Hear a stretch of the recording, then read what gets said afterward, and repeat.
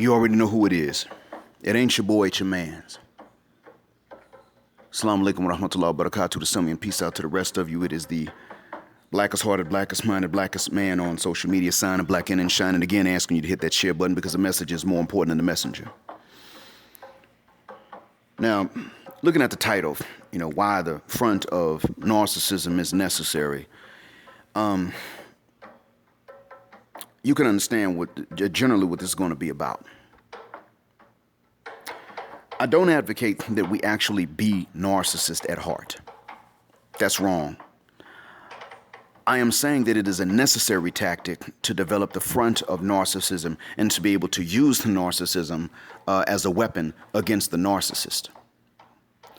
The majority of Western women are narcissists. I said the majority. All are not wicked witches of the West, of course, but, the fact is most of them are. Most of them will not take accountability. Jada Pinkett, Shakur Alsina Smith is only one example. But if you stop and think about this, how many are defending her? Now, I know that I've seen women that do both go in on her and defend her, but I've seen far more that defend her than go in on her. Most women I know haven't said anything one way or another, but out of those that I have seen write something about her or heard say something about it, there have been more in her defense than there have been calling her a trifling asshole. Every last one of these same ones would have drug and called for the cancellation of Will Smith if he had done the same thing with one of his kids' friends, even with Jada's permission, let alone without her permission and knowledge. If he had done this with her blessing and knowledge, they would have outed her as betraying the sisterhood. And it wouldn't really have been what they would have told us, oh, it's about the rights of that kid. That wouldn't have been it because, mind you, August Alsina is not a kid at his age. It would have been about the fact that he simply at his old age enjoyed that young tight snatch and Jada didn't keep him away from it. That's really what it would have been about. It would not have been about the morality. It would have been about the fact that for some odd reason, there's a hostility towards us in the minds of many of these Western women, these wicked witches of the West. And so therefore, in their mind, it's young and it's hot and it's tight, and that's just too good for some old man like him. Even though when they were that age, they would have loved to, put that young, hot, tight on an old man themselves and preferably give him a heart attack, especially if she was already in his will.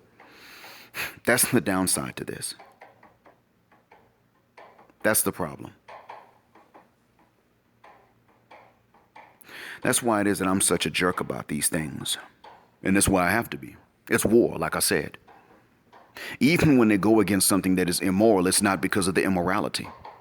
It is simply because you stop and you think about what they think they are depriving you of, and that's what it is. It's all about depriving you.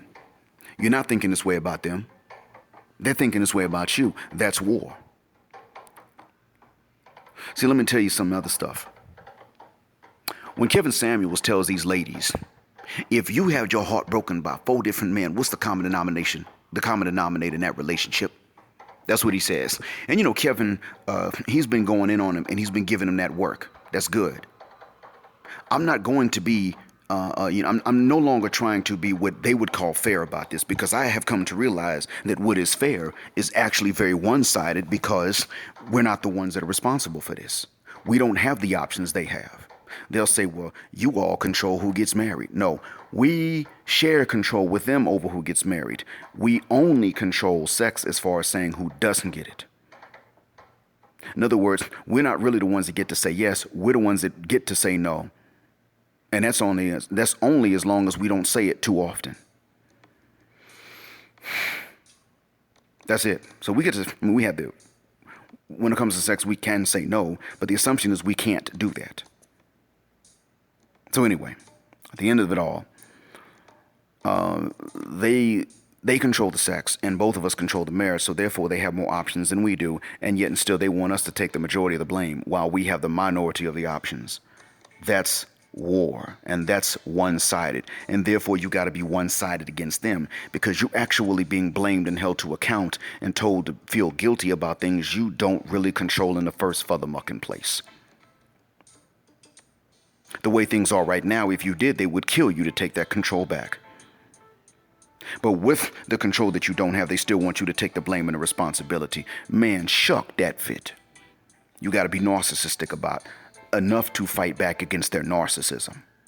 So that's why I don't mean for you to be a narcissist at heart. And that's why I specified not being one internally and being willing to accept responsibility and blame and guilt for the things over which you had adequate knowledge and control. But not when they come along and they try to put this stuff on you and you didn't even have the control commensurate with the responsibility they would like to assign to you. Because see, the only responsibility they ever want to assign to you in the first place is guilt and blame. When things go right, they want to say it was them that did it. Now, being fair is when you do not blame the innocent for what the guilty have done. That's being fair. That's being fair. And I have refused to do that. I'm not going to take those who I don't even know about their guilt and try to assign the guilt to them. I'm not doing that. I only assign the guilt to the ones that I know are guilty. That's being fair. But that does not mean I got to sit up and take blame for something that another dude did. See, another reason why I say we got to make this thing a bit more one-sided is because, like I've said, we don't have the options anyway. Even Will Smith didn't have the options that Will Smith should have had by their own definitions. His options compared to other celebrity male black rappers and actors was less because of his good guy image. We know this. I mean, if we think about it, we could easily figure that out. Jada was proof of that. Tupac always had a place in her heart. It wasn't just in her heart. She didn't friend zone Tupac like that. I mean, it's not the idea that we have in mind. Maybe she did in private. I don't know. But in reality, we don't know what happened. In our minds, as far as we understand it, she did not friend zone Tupac. He wasn't laying in the cut waiting for his chance to get that booty.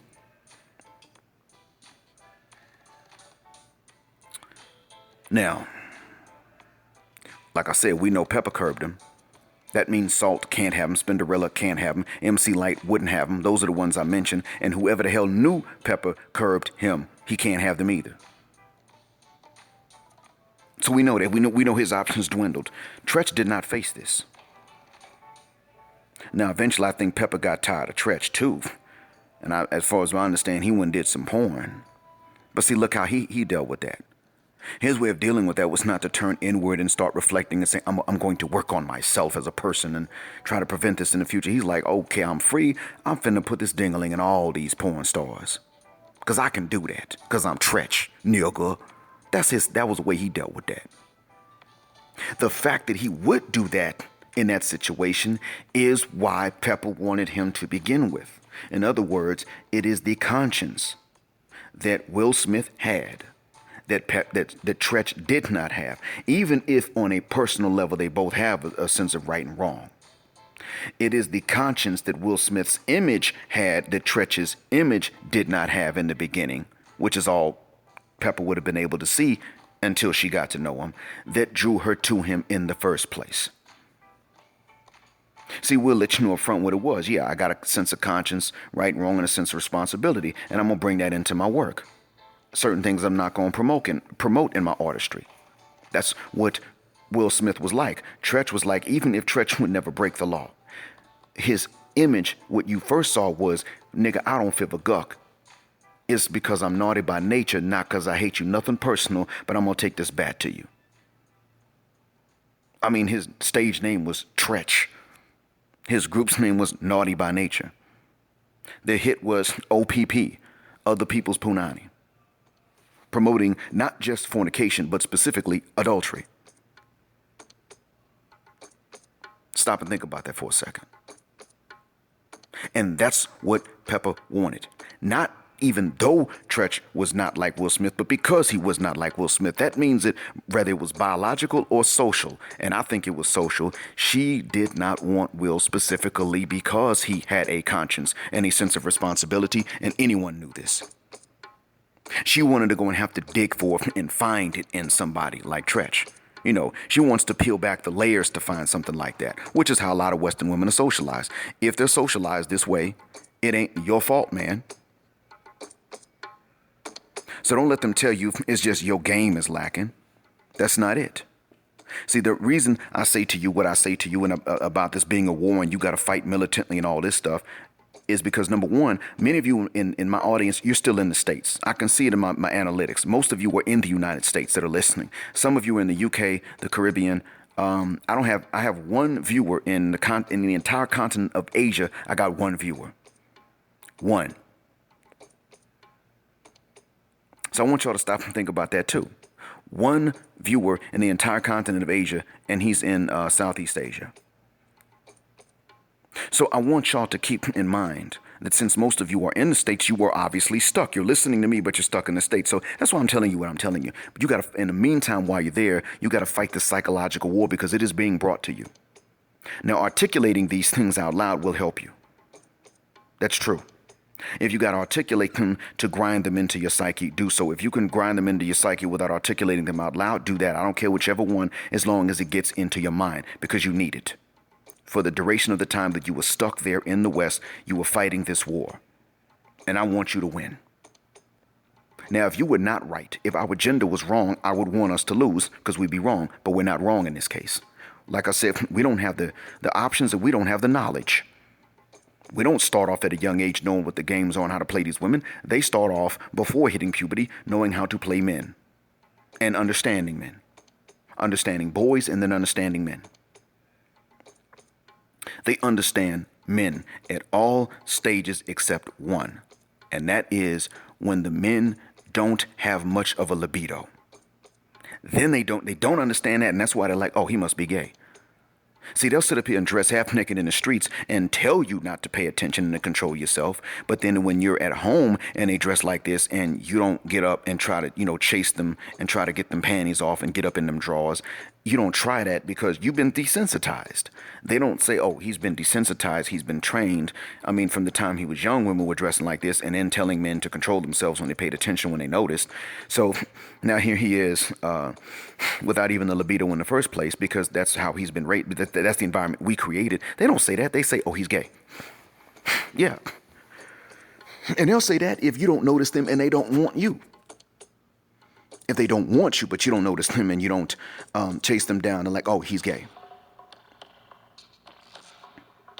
So you see how one-sided and how foolish this gets. And that's why I say what I say. Sorry. That's why I say what I say about the warfare and how you got to fight and how you got to understand the games they play and how disrespectful they get. It's almost like a hatred, a contempt. And see, they're going to say to you what Kevin says to them. Well, if you are going through all these bad results you don't want with these women, and, they're always coming to you with somebody's kids, extra weight, when they're too old, then what is it about you? They love to say that, but you better not tell them that. And I say this to Kevin Samuels, that's the way to go, bro. Now, Kevin, I would let women talk. You talk over everybody. You cut them off. Like, sometimes they're not even trying to argue with you, but you just be cutting them off. No, you're not going to talk over me, but you talking over them. I ain't going to lie, Kevin. In person, if I had a weapon, I'd probably shoot you in the leg. Just out of pure frustration, not because I'm big and bad and I'm gangster, not like that. It's because of a temper that you will flare up in people. For doing stuff like that. Not for disagreeing, but for always cutting them off and then telling them not to talk over you. I'd be like, how dare this nigga? Pow, right in the femoral. But when you do it to men, Kevin, it's not right. Because you're still trying to make this out like it's some kind of even-handed thing. It's not. It never was. That's not the way that works, Kevin. They're the ones that are at fault and we're not. Because see, and this is what I want all of y'all to understand, including you, Mr. Samuels. When a woman goes through, because she has so many options just on the strength of being a woman, unless she's really ugly, if she's moderately attractive, she has so many options. So if she gets 4 guys that break her heart, it's because of what she chose. That means that she's been socialized wrong. So that means that which would stop a man from doing these things is exactly that which she finds unattractive. So she's got to fix that. Now, we can figure that out. We can figure that out the 3rd time. 2 times maybe is lucky. 2 times. Maybe 2 times in a row, bad luck. 3rd time, no, it's something about what she wants. 4th time, clear cut. Extra nail in the coffin. It's her. Mr. Samuels, when a man is being disrespected and mistreated, 4 times in a row, stood up, presented with potential stepkids that he knows ain't his, she knows ain't his. If a man 4 times out of 4 is either stood up, disrespected, lied to, or cannot find someone that's going to treat him well without bringing kids to the equation that he's not bringing to her, that's not him. He's not the only common denominator in that relation or in all these relationships, Mr. Samuels. There's one other, and that is what men aren't allowed to know about women when they're young. That's the other one. Now, who's responsible for that? Don't say men, no. Granted, it is true, the expression is true. You don't learn from fish how to catch fish. You learn from a successful fisherman how to catch fish. That is true, yes. However, why does that apply to women? All the women got together and decided that this was going to apply to them if it actually applies to them. That means they all got together and they decided at some point, whether it was instinctive or an agreement, whatever you want to call it, a major conspiracy, whatever the case is, they all got together. Or if it was passed down from one to the other, that means that all mothers succeeded in passing this down to every daughter and nobody failed. It comes down to this. They all reached a consensus that they were not going to be like women. They were going to be like fish that you have to catch against their will, as if it's going to kill them. That means that they all chose this. It's up to them. They can choose to simply be like another gender that has a mutual interest in us. They could act like that. That's not necessarily the way they do this when it comes to guys who have a conscience. That's the difference. When men have a conscience, then they start acting like fish. And when a guy has not just the muscles and the jawline, but specifically the muscles, the jawline, and not much of a conscience, then they begin to act like the fisherman and he is the fish. And when they get the ding-a-ling, which is too easy for them to get anyway, they start acting like they won some competition because they got specifically his penis, only because they knew enough other women wanted it. They're just waiting to see who everybody else is chasing. That's really all it is. But they're also, of course, socialized to be repulsed by specifically the ones that also have a conscience. That's the other problem. And I think it's about time that we just go ahead and admit that that's the issue. We're not doing that. And therefore, that's why I say that they got us brainwashed.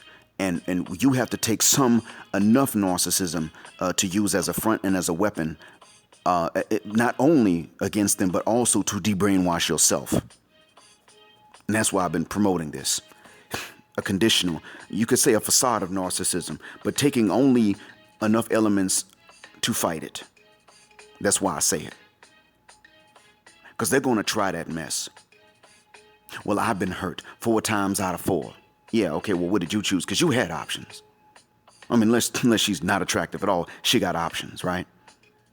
And it is the attractive ones that have the most walls and defenses built up. And they only got them for guys like you. Those of you listening in the audience, which is 87% of us. I don't mean that my audience is 87% of men. What I mean is that my audience is composed of the men in my audience come from the 87% that women don't want. You're the ones that got these walls up for when they're attractive. If they are so defensive about these things, how come somebody else was able to do these things for them, able to do these things for which they've got these walls built up? It's because the walls aren't there for those guys. The walls are there for you, so that you can't do these things to them because they view you as inferior. How dare you do these things? That's why. And I'll be honest, in a situation like that, I think you should be very offended, gentlemen. I think you should make them understand that you're simply not going to tolerate that. And what I mean is, when you're coming across them and they're presenting you with the walls and the barriers and the defenses, stop and ask yourself one thing. Are you the kind of guy that did these things? And if you're not the kind of guy that did these things, then just for a bonus, you can ask yourself, are you the kind of guy that even could, matter of fact, start with the second one. Ask, are you the kind of guy that had the opportunities to do these things? If not, skip question number 2. Did you do them? Because you didn't, obviously. and you say, okay, look, I'm not the kind of guy that even could have done these things. And the fact that you're putting these barriers and these walls up for me, you know doggone well I could not do these things. So, you know what? I'm done with you. And I don't respect your reasons for having these walls and barriers up for me to go through. Why are you being so harsh? Because I know doggone well what this is about. Let's call it what it is. Your issue is nothing other than someone else did these things. If they came back to do it again, you would let them, but you want me to pay the price for it. We don't play games that complicatedly with them. That's not something we do. And if we're honest about it, we would admit that we're just simply not that complex, really. If we are, we have to learn it from them. We don't learn this from men. Men ain't pulling us off to the side when we're young. And if you look at the roommate's video entitled Why Men Today Are Struggling with Women, he'll tell you because men did not pass on their knowledge to guys my generation about these ladies. No, bruh. Nobody passed on to them the knowledge. The real reason, and only one man in the comments section said this, the real reason is because, I mean, granted, yes, men should pass on what they know because we know a lot of these ladies are going to be silent about it or they're going to lie. Almost none of them are going to sit up and say to their own male relatives, hey, look, these are the games, watch out for them. We know that's not going to happen. But that's the problem. That's the other half of it. And only one person in the comment section pointed out that other half. They're not going to come. He said, the guy in the comment section said, no, listen, hold up. What about the women in your life, man? How come your mom didn't put you up on this? Your sisters. Exactly like what Jay Cash said, his own mother and his own sister won't put him up on the actual games that these ladies play. And therein is one of the other advantages they have that we don't. They have options we don't have. They get to choose who they screw, which means they also get to choose not who they don't marry. They get to choose who they actually marry by choosing who they screw. Because if you go to them and you say to them, look, I'm not going to give you any ding-a-ling until we're married, most of them would say, I'm not going to go with that deal. Now, they may tell you that, but the same woman that would say this to you would balk if you said this to her and she would give up on you right off the bat. Because they don't mind telling you this, they just don't want you saying this to them. And therefore, they would exclude you from this. So we both share control over who is at the altar in front of some kind of priest. We both have a say-so over that. So therefore, they share control with us in one instance and they have all the control in the other instance. So that means they got options we don't have, and they don't want to admit that. So that means they're more responsible for these outcomes than we are. End of story. Most of them can have babies. Half of men are going to die without kids. And I don't know how many of them are going to die without virgins, but the average number of partners for a sexually active man in the West is 3. Over his lifetime, 3. The average. We know, one thing that we know is that in high schools today, most 17 and 16-year-old girls have already been sexually active. Most of the boys in high school have not been. What the hell is going on? That means these girls are screwing a few of the high school boys. All of them are screwing a few of the high school boys and guys that are beyond high school, probably above the age of consent. This means most people's first sexual encounters are when they're on opposite sides of the age of consent. Now, because like I said, we already know it's not the men that are turning the taps off on sex. It's the women that turn the taps off. They're the only ones saying no. We men aren't even allowed to say it. We know that's the case. What does this tell you? The women are saying no to guys that are below the age of consent. Why would they do that? Because the age of consent means that he's not liable to go to prison behind her pussy. That's what that's about. So that means that they get a thrill out of guys being able to go to prison behind their punani. That's it. That's what that's about. Nothing else. It's a status for them. It's egotistical. And I wish they would be honest about it, but that's what it is. So they're telling the guys that don't know anything about this, oh, it's about love and I need to have this connection, the kind of connection that's very rare and special and not everybody's going to have it.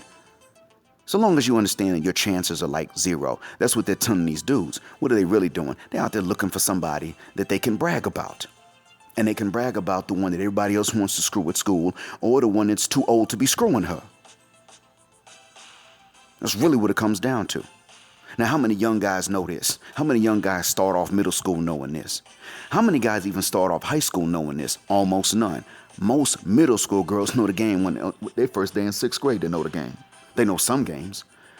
By the time they start their first day of seventh grade, they know the games. And that's why it's not even, it's not asymmetrical. And you can't assign the blame equally to both genders. Now, I used to think you could. No, you can't. Because, see, men are a mixed bag. Good, bad, in between. So when these women out there, they got options between good, bad, and in between. Granted, bad men might be hyper available, but by simply learning to make approaches and shoot their own shots, women could increase their chances with good men. They're not going to do that because they consider that to be beneath them. You see what I'm saying? Now, factor in men. What do we have to deal with? A situation in which good women are rare and they get snatched up quickly. So that's not what's out there. What's out there and what's available are the bad ones. And when I say available, I don't just mean who's single. Because bad ones don't have to necessarily be single to make themselves available to you. I mean the ones that make themselves available. Some man can be with them. There's some men out there that can be with them. That's what I mean. And they're, as we know, they ain't the good ones. They just ain't. You got good single women. They choose to be single. They choose to remain single. A potential relative of mine that I addressed yesterday when I was talking about that I addressed this morning my time when I explained why it is that a Muslim would say the things I'm saying when Muhammad married Khadijah. The one I was addressing, and the one whose question I addressed in that is one that I think is a good person who means no harm. I don't know how many games that other women play she's aware of. I'm not sure, but I think I really do believe she doesn't mean any harm to anybody. But she's chosen to be single, so I'm not counting her among the available. What's out there and what is available to us is not the good ones. It's not even the ones that are kind of middle of the road. It's the ones that have some kind of game in mind that they would not tolerate a man playing on them. There's another thing you can use to tell that this is not symmetrical. I want you to stop and think about the deception in which you might have to engage in order to impress a woman just enough to become a father, while you're willing to take care of your responsibilities as a father. You have to engage, and that's what game is. When they say game, it's really just deception. Trick me into feeling okay about the fact that I wanted your ding-a-ling in the first place. That's game, right? Yeah. And I'm explaining this in a little bit too. But game is really that. Actually, they're the ones with the game. Because the first game they used is the agreement that they would all require game from you while they would never do the same thing for us, that they would require from you the effort they would never put forth to get you. That's the first game. The fact that you and I have to have game without even knowing its real definition is game that they have that we don't have. They got game to get us to think that way about game. The paradox, right? So anyway.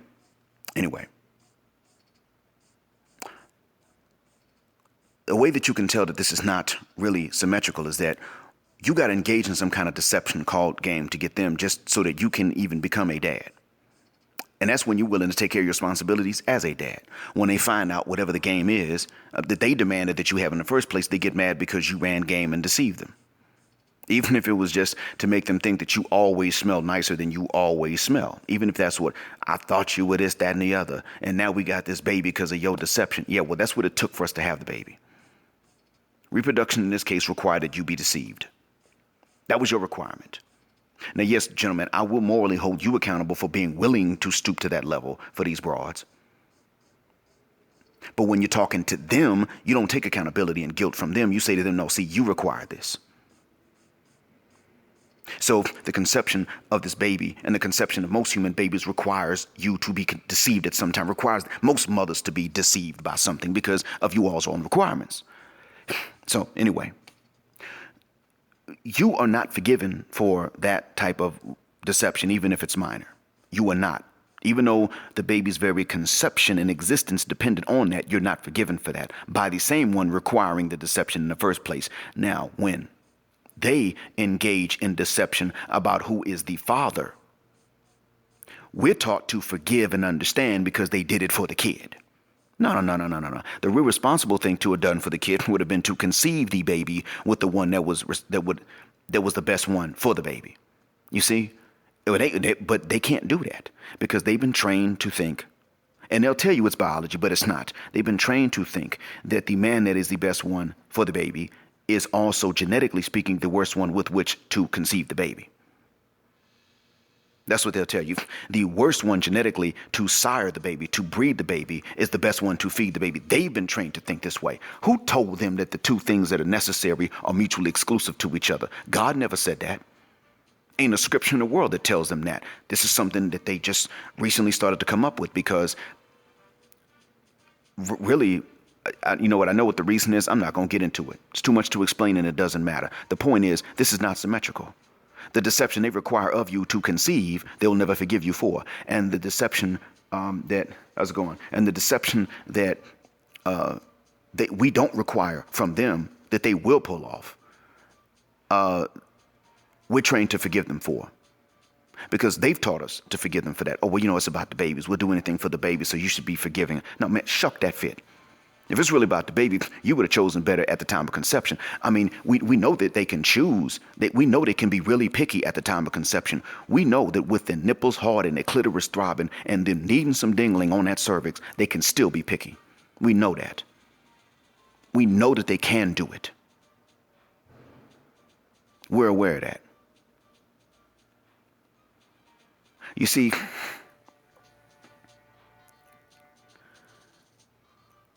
they've made their whole, that's what they've been doing the whole time. Being difficult because you ain't their type. Putting you through hoops to jump because you ain't their type. Then turning around and being easy for the few because they got you to take care of the difficulties. Let me explain this to you all. Jada, what I mean is, in a nutshell, to put this in terms we can understand, Jada Pinkett Shakur Alsina Smith would not have been screwing August Alsina if she was not married to someone like Will Smith. You understand? That's because he's paying the vagina price. Okay, let me be blunt about this. He's paying the pussy price. August Alsina just gets the pussy. Now, if she did not have Will Smith taking care of her, and then she's friends with, if she did not have Will Smith taking care of her, then August Alsina would have just been a young, broken, injured, wounded bird that needs help. He doesn't qualify for the vagina. That's what it would have been. She would have been like, well, when it comes to that, I need, something substantial. I need a real man. I don't need this broken, wounded bird. But because Will's taking care of these things as a husband, she can say, okay, I can be irresponsible with my vagina with this wounded bird. Because, just like we say that crazy punani is the best punani, they say that crazy dingling is the best dingling. The difference is because they have chosen to make their punanis great when they're crazy. They've chosen to have a low maximum on the quality that they're going to bring to the table. They've chosen that. And they've chosen to accept a high minimum of quality from us. Again, this is not symmetrical. And that's why I say be narcissistic in their faces. Not at heart, but in their faces. For the duration of time that you're stuck there in the West and you got to engage in these conversations, or they're going to engage you. You got to be in it to win it. There's another way this is not symmetrical. Take this for instance. Gentlemen, look. Let's say that you are, let's say you can't have kids.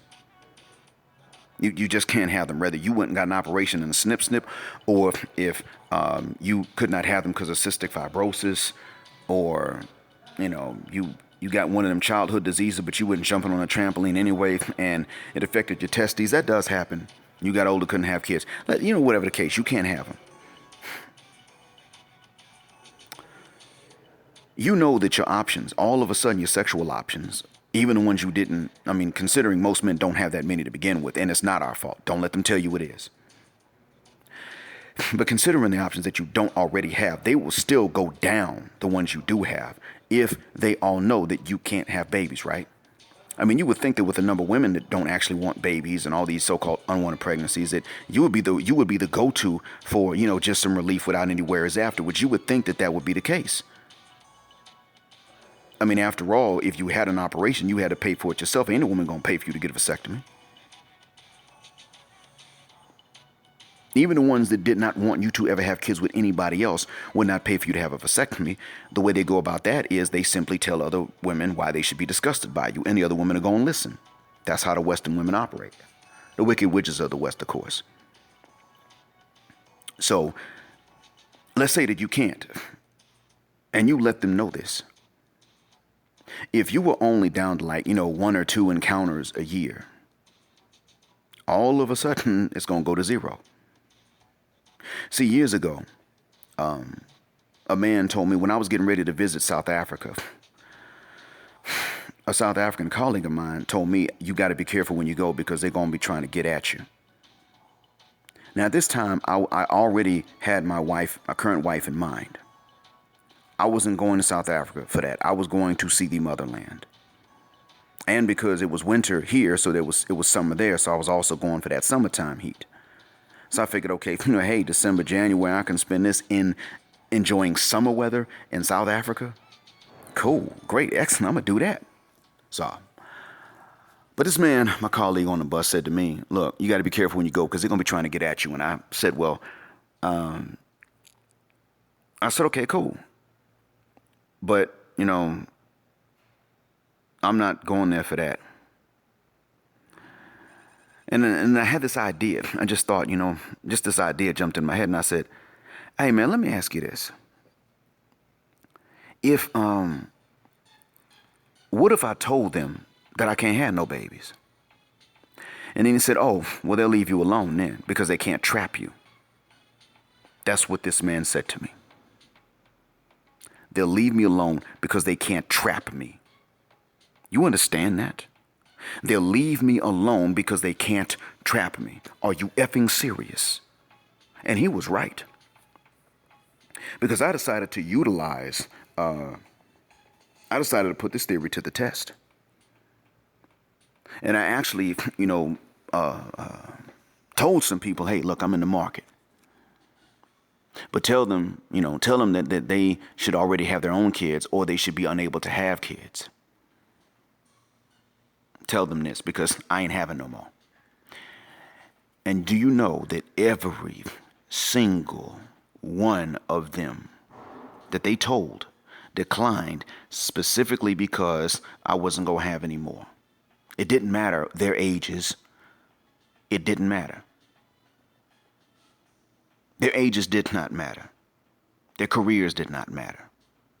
They simply said, okay, all right. Even if their situations weren't optimal for kids, and then I come to find out there are a whole bunch of ladies that don't want to have kids.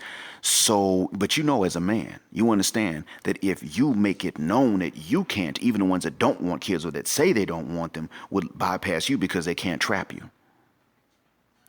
It doesn't help them if they don't want them or they can't have them. It's just the idea. I can't trap them. I can't do this.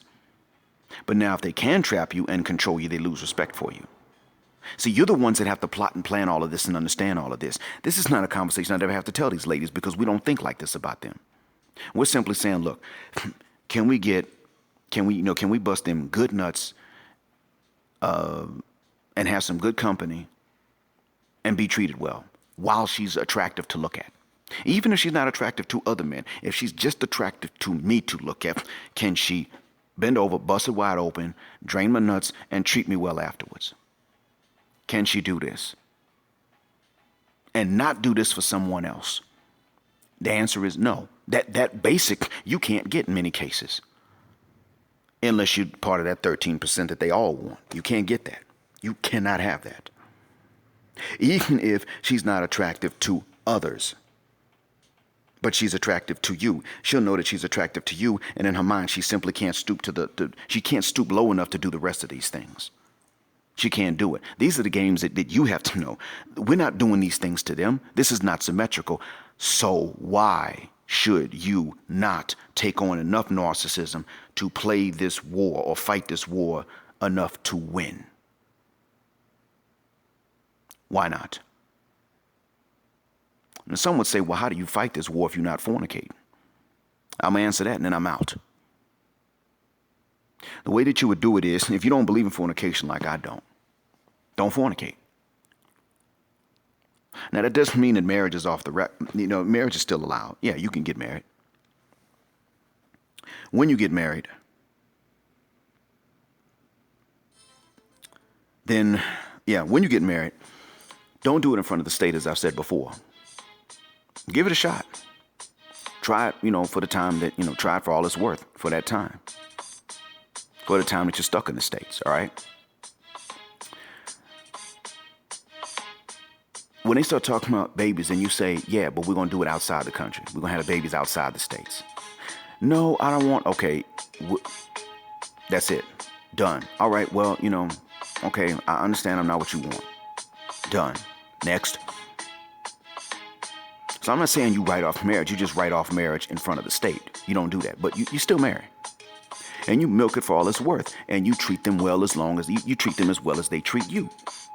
I'm not saying you bounce for no doggone reason either. I'm saying most of them will give you a reason to bounce, but you don't bounce for no reason. But then after you've done that,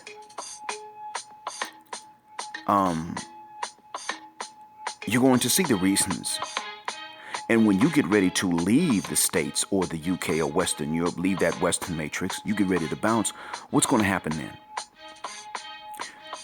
That's when, even if they agreed before that they wanted to leave and go with you and retire to some banana republic, so to speak, even then, when they start realizing, even as good as you treated them, as well as you treated them, when they begin to realize that you are serious about leaving an environment that is going to back them up against you and take their side against you in the case of any conflict, they're going to balk in most cases. Let them go. Go anyway. Go without them. They don't go with you. Bye. Next, you start over again over there. That's how you do it. That's how you fight to win. And that's being fair. Because you see, I did say don't be narcissistic for real at heart. I said you simply utilize some elements of it in order, as weapons of defense and necessary counter offense. That's what I've said. That's why I said that what you do when you use them to fund your escape from the matrix, you're not defrauding them of anything. You're actually selling them rent. You see what I'm saying? That's why I said that.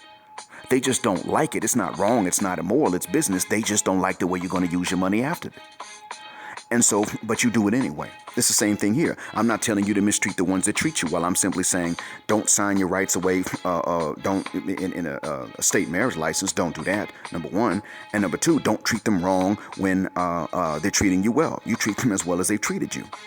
And if you can stay together for that time, you stay together. But then you bounce. You marry them while you're working towards your goal of leaving. And if they're willing to go with you to an environment in which you pay the cost so you're the boss, good, take them with you. And if they can't do it because all of a sudden, well, they don't treat us right over there, that's what a lot of them say, then you say, well, I'm going anyway. And you go without them and you start over there.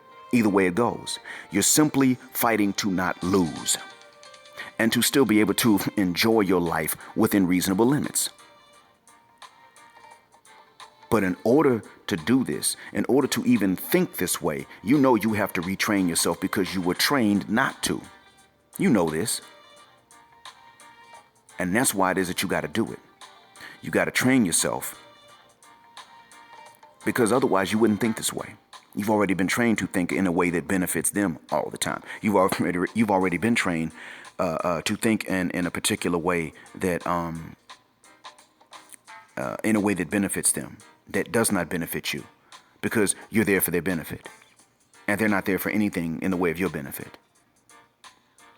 No matter how simple it is, no matter how simple your needs are, they're not there for them. If all you needed was for them to the way they're trained and the way you're trained is you're there for their benefit. You're there to take care of all their needs, all of them, every last one of them. And the way they're trained is that if all you need is for them to sit on a particular part of your back and just sit on it, to treat that part with heat and pressure because there's an injury there, and you'll be fine the rest of the day, they wouldn't do it. But if the injury was such that you can't afford to have them sit on that back, they would sit up and always apply weight and pressure to that part because it's an injury. Because why should they avoid it, right? Why should they avoid your pain? They're not trained to only avoid your pleasure. They're trained to think, why should I avoid that which is painful to him? I should do it. That's the way they're trained. So in order for you to think in ways that allow you to simply get a fair deal, you have to take on certain elements of narcissism, because our training is so deep that we would accept pain and masochism. You understand where I'm going with this? That's what I'm talking about here. So that being said, that's why I said to you, you got to take on this narcissism to a certain extent, the elements, not the whole thing, and not at a heart level, but you got to take on the elements of it enough to where you can fight back. Because most of the time we would not, we're just not finding, I'm just not finding out. Most of you were just now hearing me say, because I just started saying that this is in fact a war. This ain't just a conflict, it's a war. And they've been fighting it psychologically for all this time, and it's been based on narcissism. So now you got to understand that basis so that that psychological war does not work on you anymore. And if that doesn't work, then nothing else will either. Because Stephen Biko said that the most potent weapon in the hands of the oppressor is the minds of the oppressed. Now, he was talking about racial oppression in his country at that time, South Africa, but that holds true in general. So if they want to take from you their rights and your rights and stick you with all the responsibility except for the credit, that's a type of oppression. And in order for them to do this without you bucking the system, they got to have your mind. And they do have it. They've got it because they are the ones that raised us. That's why. They're the ones that raised the old men that back in the 90s told us to be simps indirectly. They were also raised by the ones that had an interest in oppressing us. That's why I've been saying what I've been saying. Their mind is not in our hands, but our minds are in their hands. And you got to be just narcissistic enough in practice, not at heart, but in practice, to take your mind back and start thinking for yourself about what is actually in your best interest and what is fair to trade so as to meet your interest. You understand?